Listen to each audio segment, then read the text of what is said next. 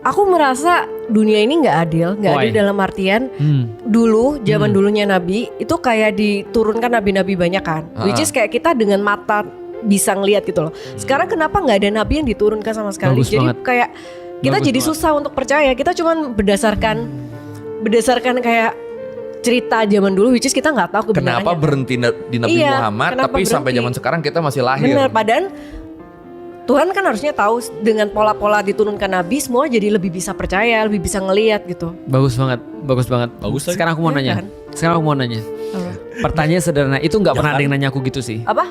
Nggak pernah ada yang nanya gitu kayak Oke. lu tadi. Tapi aku jawab. Jadi gini ceritanya nih.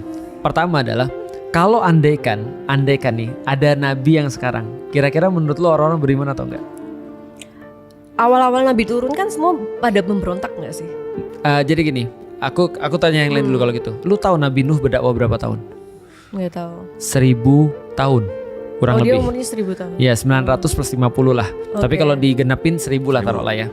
Lu tahu yang beriman berapa sama dia? Berapa? Yang ikut dia 27 dalam satu riwayat. Dalam 1000 tahun itu. Dalam 1000 tahun.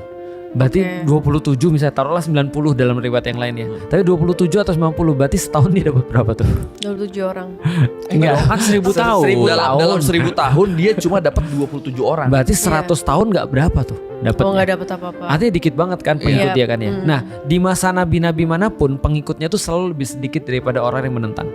Artinya Oke. pernah ada yang bilang sama aku, Ustadz dengan cara yang lain dia ngomong ya, Ustadz kenapa ya kita nggak di zaman Rasulullah aja?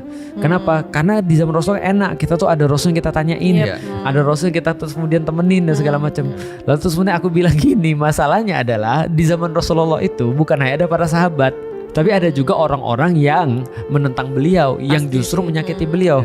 Dan kalau dari segi persentase nih, gitu kan ya. Kemungkinan kita menjadi pengikut Rasulullah itu jauh lebih sedikit dibanding kemungkinan kita menjadi orang yang pengen Justru, menyakiti Iya. Rasulullah. Karena asumsi lo kalau ada nabi sekarang dia Lebih langsung mudah. auto terlegitimasi. Enggak juga ternyata. Enggak, sama aja turunnya mungkin semua orang lihatnya kayak manusia biasa gitu. Iya, jadi artinya lu bisa tahu dari pola sejarah ini bahwasanya adanya nabi tidak membantu orang untuk lebih beriman. Berarti tujuannya dulu didatangkan Nabi untuk Nabi adalah pembawa berita. Dia ngasih tahu, ada hari akhir loh. Oke. Ada kematian loh, ada hari pembalasan loh, ada segala macam loh. Nah, jadi itu tujuannya.